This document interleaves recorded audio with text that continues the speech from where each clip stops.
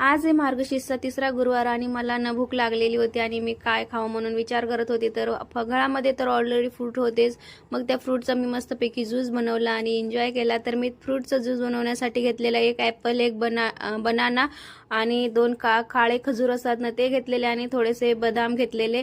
त्याची मस्तपैकी मी मिक्सरमधून बारीक करून घेतला आणि त्याच्यात थोडंसं दूध मिक्स केलं तर खूपच छान असं ज्यूस झालेला होता आणि मला पण खूप आवडलेला, कारण की मी फर्स्ट टाइम ट्राय केलेलं तर खूपच छान झालेला आणि मला पण खूप आवडला।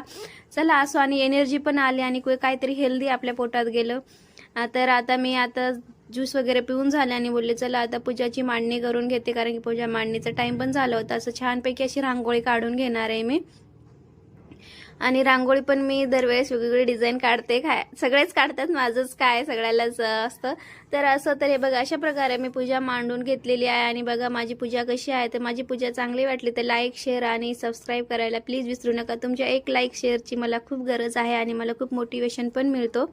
तर मी आता पूजा वगैरे मांडली आहे आणि आता आले किचनमध्ये। तर आता आहे संध्याकाळची जेवणाची तयारी आणि मी साडी घातलेली आहे आणि गजरा वगैरे लावायला मला खूप आवडतं, कारण की मी काही उपवास वगैरे असले काही असलं तर मी गजरा आणते आणि मला खूपच आवडतं गजरा घालायला। रोज जरी गजरा घालायला दिला ना मी रोज गजरा घालू शकते।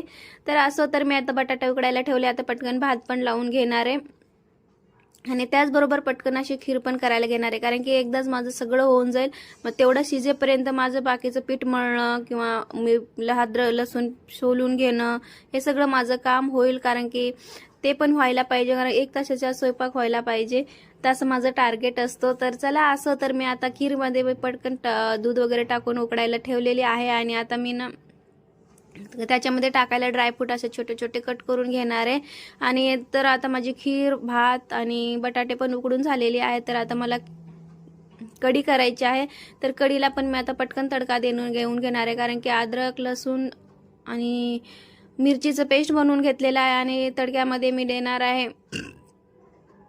जिरा, मोहरी आणि कढीपत्ता टाकणार आहे आणि आपलं पेस्ट बनवलेलं आहे ते आता पटकन मी असं तडका टाकून घेतलेला आहे।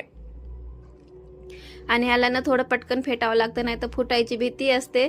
तर चला असो, तर आता मी घेतल्या पुऱ्या पण करायला, बघा कसे डम चडम पुऱ्या फुरलेल्या